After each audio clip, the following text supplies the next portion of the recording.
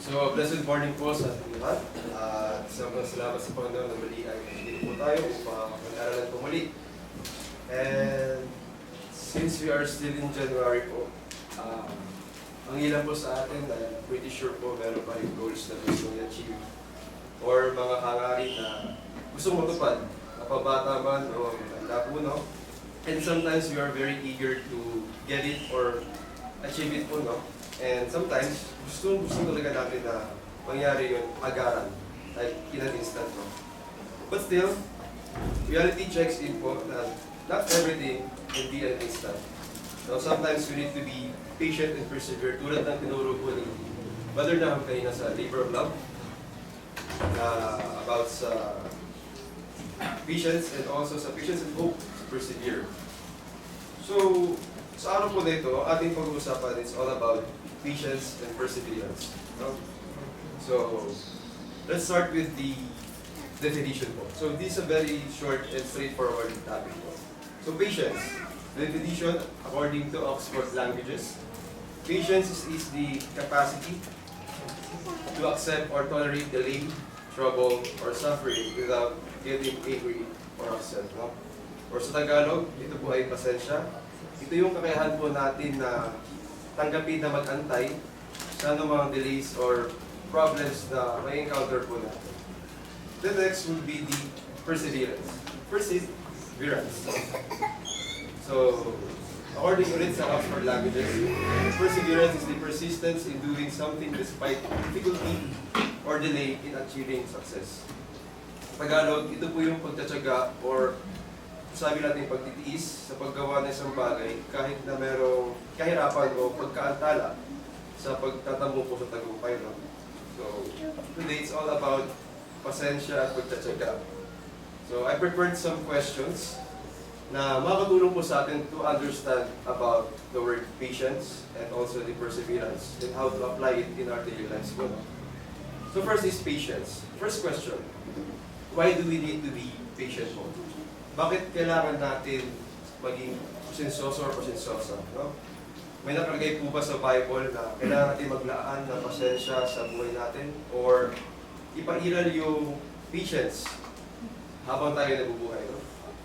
So, sa Galatians chapter 5 verses 16 to 21 sa Tagalog, ito ba sinasabi, no?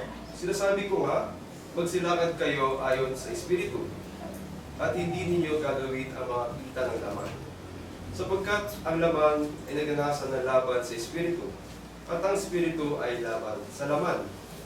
Sapagkat ang mga ito ay nagkakalaban. Upang huwag ninyong gawin ang bagay na inyong ibigin. Datapwat, kung kayo pinapaglabayan ng Espiritu, ay wala kayo silayan ng utusan. At hayag ang mga gawa ng laman. Upang tuwid ang mga ito.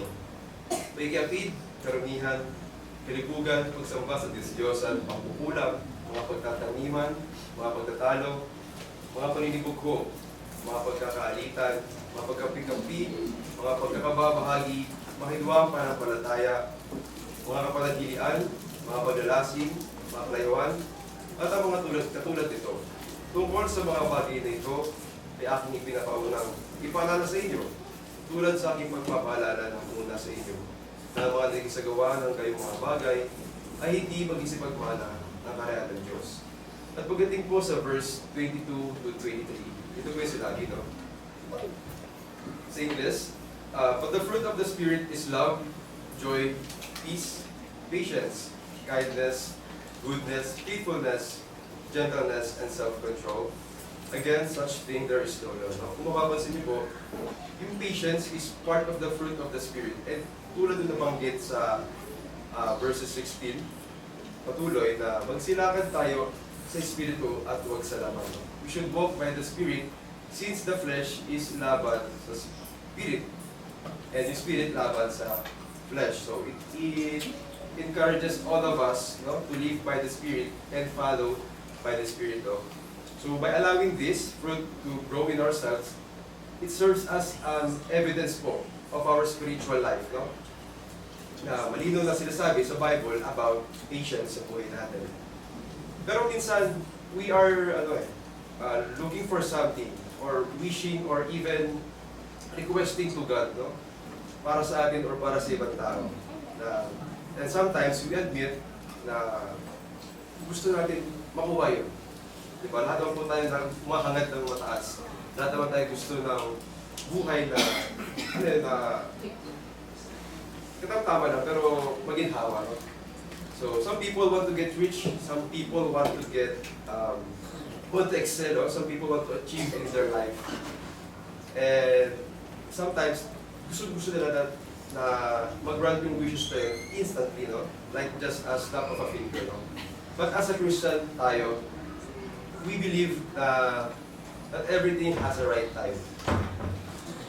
No? And I honestly believe sa ganong phrase. So, the next question, what does the Bible teach about waiting on God's timing? No?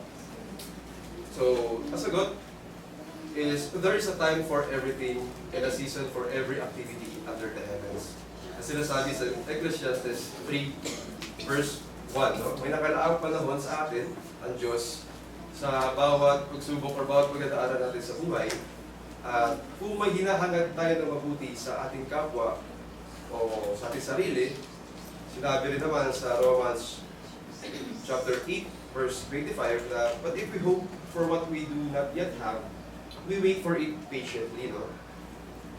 Na kung ano yung hinahangad natin na wala pa sa atin or inaasa natin sa Panginoon, sinasabi dito na pag-antay tayo ng patiently. No? Magpalaan tayo ng pasyensya siya. Dahil, yun nga, meron tayong sinasabi, God's timing. No? Pero, it doesn't mean na lahat ng hangarin natin ay ipagkakaloob ng Panginoon. So, in that case, there would be another question. Is there any certainty for waiting patiently? Meron po bang kasiguraduhan yung pag-aantay po natin sa anumang hinahangad natin sa buhay po, no? Well, the Lord knows what's best for us, no? He knows what we deserve, and He already planned something for us. Like what in Jeremiah chapter 29, verse 11 says po, no? Sabi dito na, for I know the plans I have for you, declares the Lord. Plans for welfare and not for evil, to give you a future and a hope. Now, there's always a perfect time that the Lord settles for us. And we just need to apply yung pagiging patient natin, no? Pero sinasabi ng iba na waiting is not enough sa buhay natin, no? Hindi po tayo mag-aantay ng walang ginagawa or walang sinisimulan or walang pagpapagal or walang magtatsaga o magtitiis, no? For example, tulad ng isang mag-asaka po, no? Bago niya antayin na maani yung kanyang itinanim, nagsimula siyang ihanda yung mga kakailanganin po niya. At sa kanya, nasa process na itatanim. Then, after itanim, kailangan na niya bantayan yung tinanim niya kung ano ang problema na posibleng mangyari. But, pagdating sa dulo, sa kanya makukuha yung reward. Kung isipin natin, no, adaling i-picture out yung ganong situation or ganong scenario. Pero if we put ourselves sa situation na yun, doon din na-realize na ano yung hirap, tagal, oras, at yung pag-itiis. No? So that is one good example of how perseverance works. So perseverance, hindi pinagtsatsaga ng isang tao ang isang bagay para makuha yung reward or yung ending or yung gantimpala sa dulo. And as a Christian and human or tao, we want something to achieve or receive. No? Nandito tayo sa mundo, there are trials and challenges na lagi nating hinaharap para maabot yung mga pangarap natin sa buhay. Napatungkol man to sa career, sa mga matanda, or patungkol man to sa mga achievements para sa mga bagay sa schools. No? We have plans for our life, no? And sometimes those challenges is a test of faith. Lusubok tayo on how can we persevere or endure those challenges and by not losing our faith to God. So the next question about perseverance. Why is perseverance important in achieving goals? No? Perseverance or yung pagkatsaga o pagtitiis ay kailangan natin tayo sa salitang success. No? Sa salitang success, it requires consistent effort over time.